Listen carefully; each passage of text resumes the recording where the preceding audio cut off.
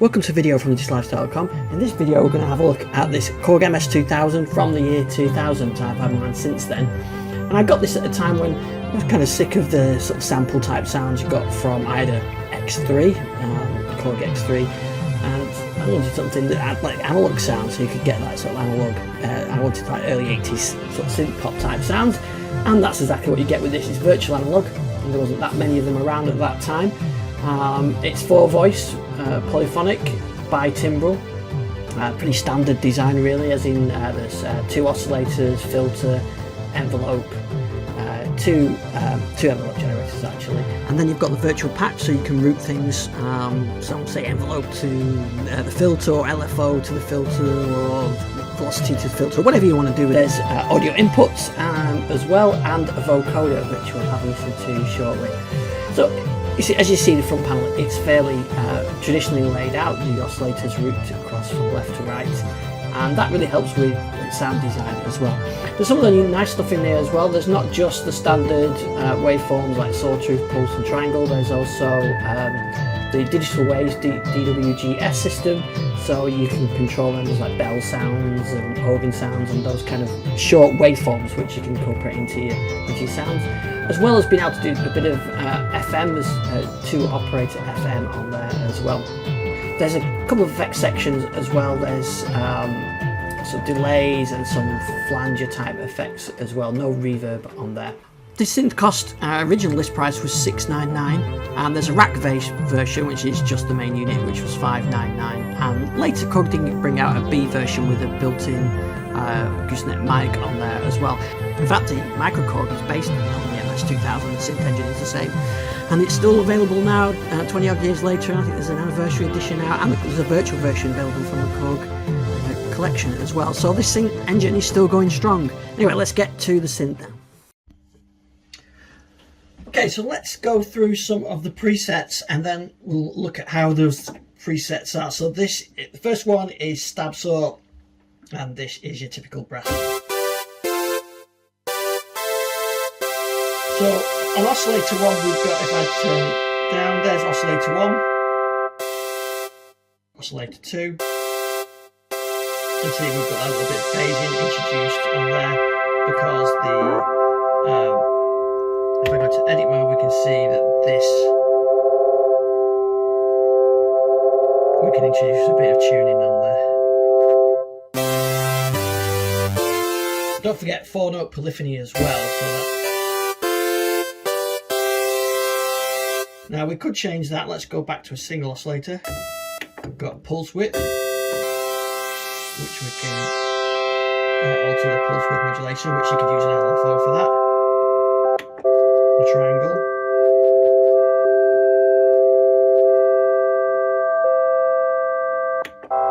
cross mod, which is like FM, so we've got pure sine wave, and then here you can hear that FM type sounds in it.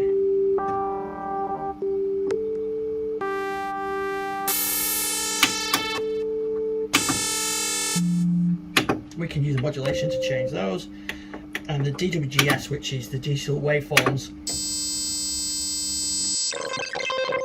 which we've got like sine waves. These come from the DW8000 and other Korg synth. Digital waves, organs, pianos.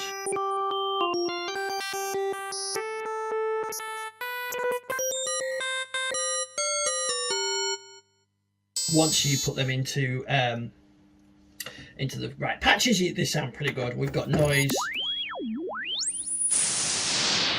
and audio in. Right, let's go back to some of the patches and we'll see if they can use some of those. So let's have a look at the rest of the architecture now. So you've got the 2 oscillators which we just looked at there. Then we've got the mixer with noise as well, and we can also cut off.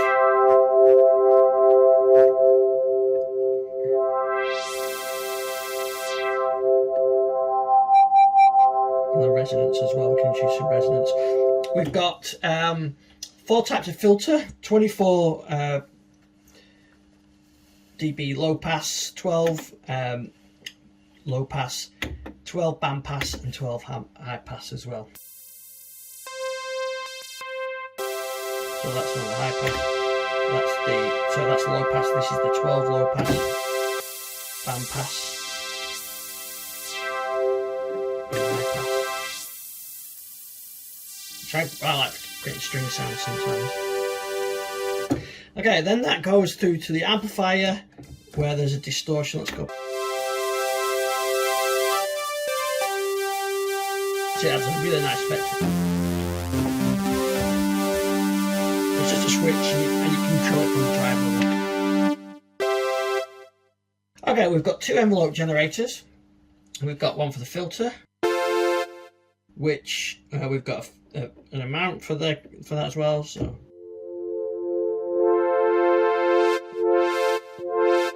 ADSR, and we've got an amp ADSR as well. We've got two LFOs, which can have a triangle, square wave, sawtooth, sample and hold, and then we've got an effects section, which we'll come back to, and then the virtual patch. And the virtual patch is, you can say, like the envelope generator.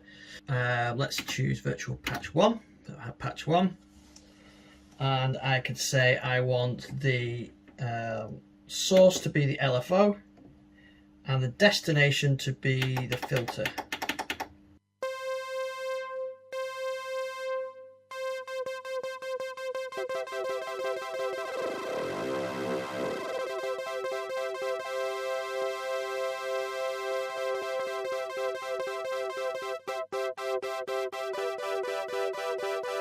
But I could change this and have it to go through to the oscillator 2 pitch, and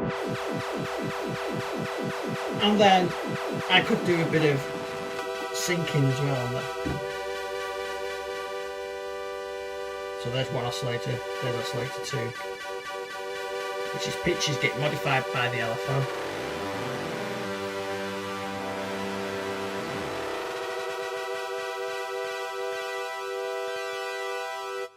So it gives you loads of possibilities, and you've got 4 of these virtual patches.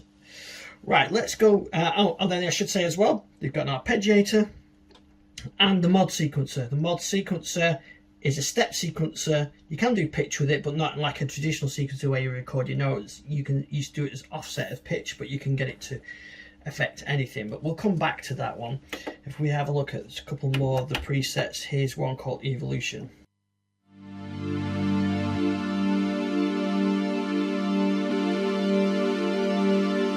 So this one, you can see here that the mod sequencer is running. And if we go into edit mode, the mod sequencer is affecting the LFO frequency and the envelope release times. So that's what that one's using for. We'll look at a simpler example.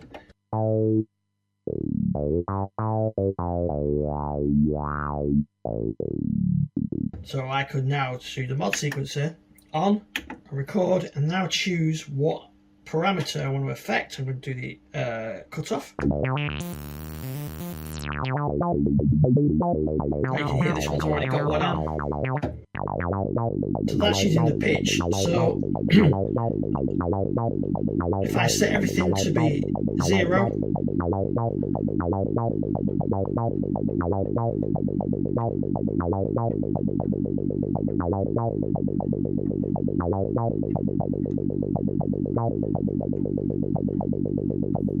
so there you go.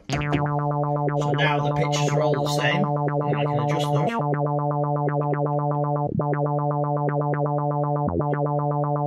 So maybe 3 down, 2 up.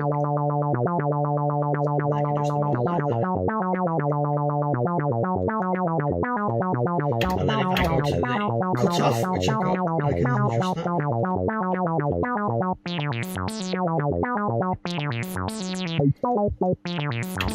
Maybe sequence 2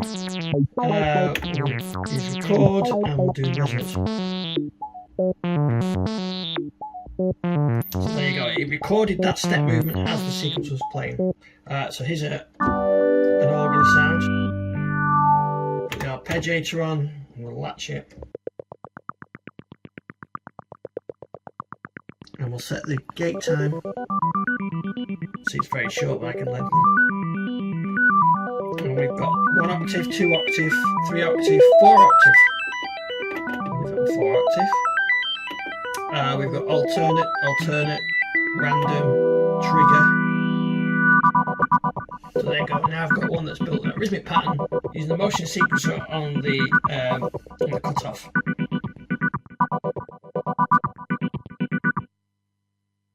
Here's a good example of the mod sequencer in use. It's called Zoom Menu.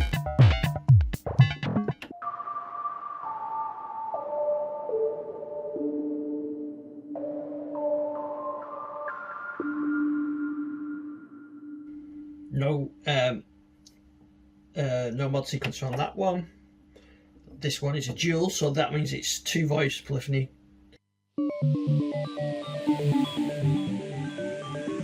So this is into dual mode, so you can actually switch between timbre 1 and timbre 2 when you're doing the front panel editing.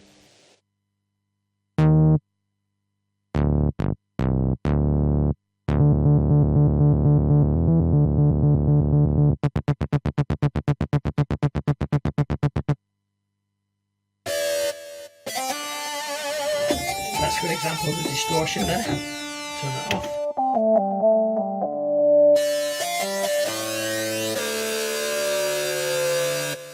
Digital sounding, but I like that. We've got PRM strings.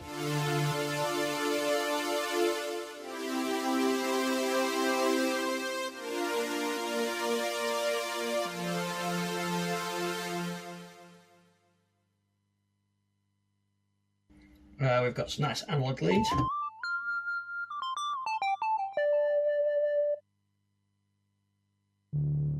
Now this bass sound is one I made. Introduces a bit of FM on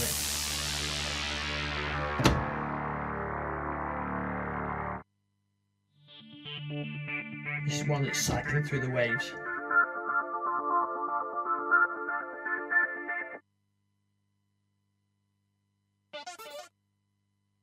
Nice warm strings.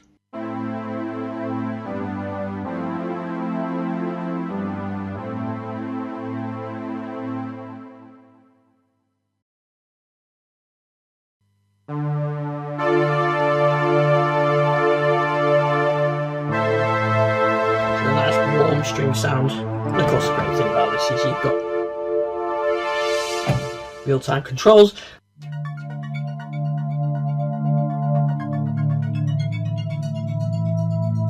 So here's one using the mod sequencer and the arpeggiator.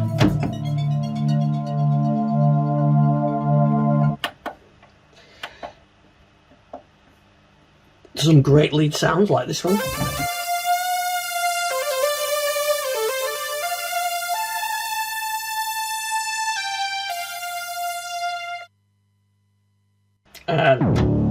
This is one I made.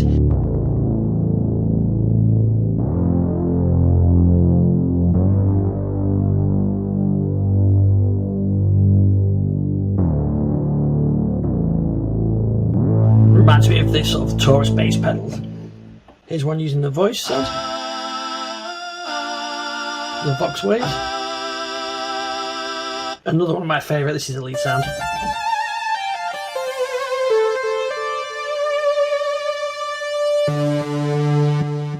Let's have a look at the effects section while we're here. So we've got a chorus and flanger, but we can also choose ensemble. So there's a chorus, ensemble, phaser, and then you've got the delay. You've got a stereo delay, a cross delay, left and right, and then you can control that through. So that's now controlling the flanger, so let's change that to a phaser. Then press that, and then we're controlling the delays effect.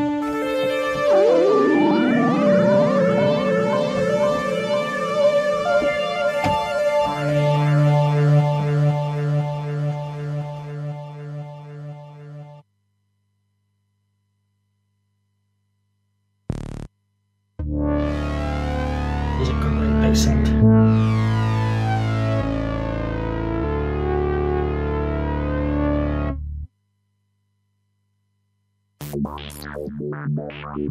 And here you can hear the mod sequencer being used to alter the filter.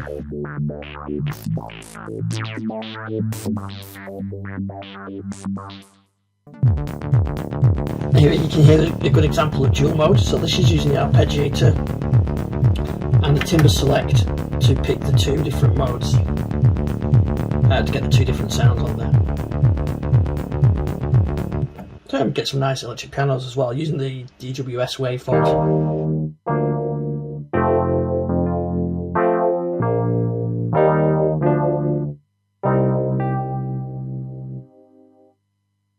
Here's a good example of DWS. So that wave's being modified by the mod sequencer. So if we flip the mod sequencer, you can see it's using oscillator to control, which is changing the waveform. So if I change that back to a square wave, it's just a square or the pulse width. Like that. You can hear the different sounds on that.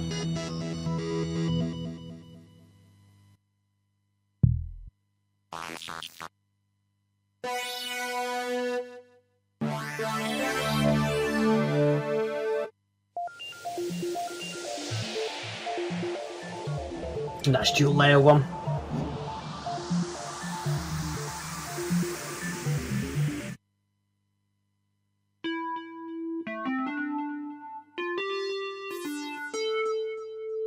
Typical square wave lead. Adjust through the controls.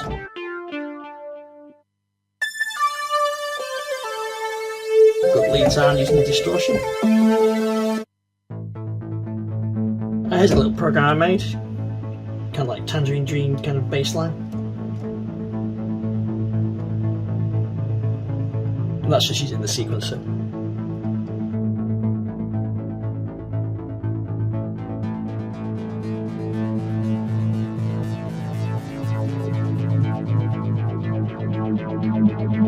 And I could, of course, add a bit of movement to that. Let's see.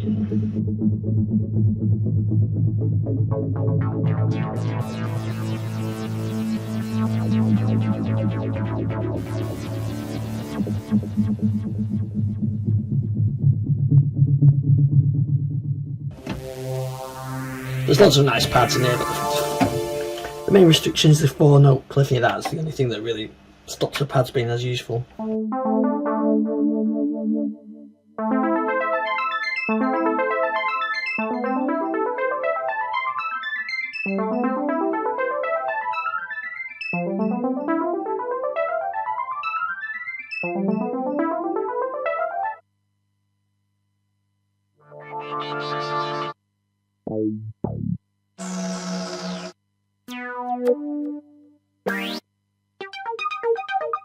Nice simple arpeggiator.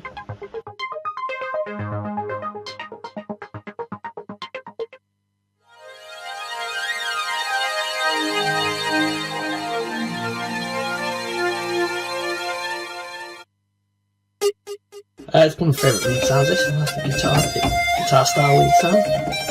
Using the distortion, if you turn that off, you can hear how it reduces that.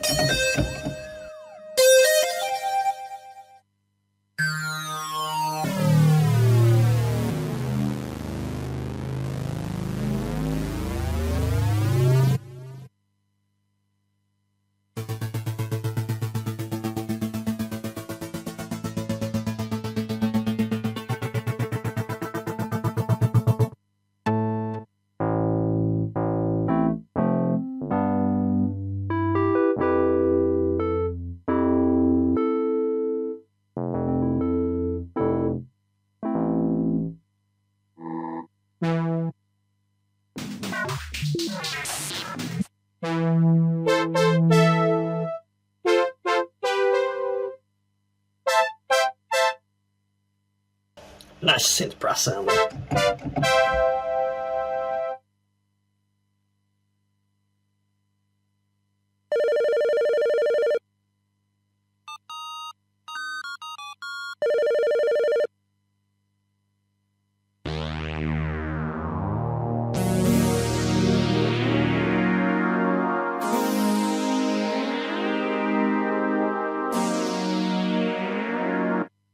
Some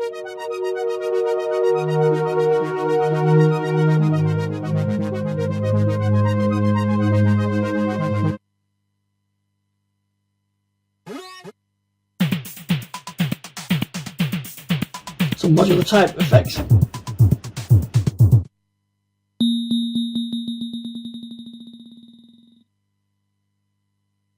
And even like a guitar arpeggio.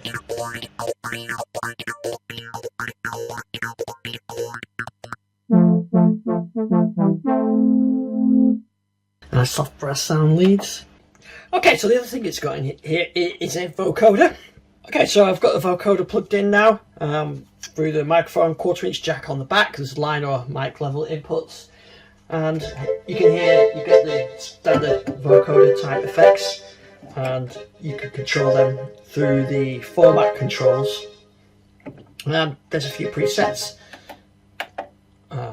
This is one of them with a bit of wah on it. Or there's one that's based on the pulse width. You've got a voice changer type one. Let's go back to the... So this one's just using audio in.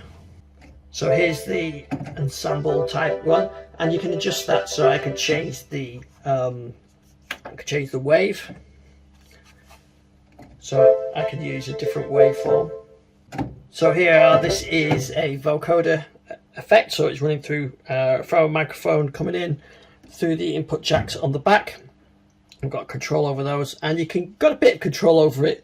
You can see these. You can adjust the cutoff, the format shift.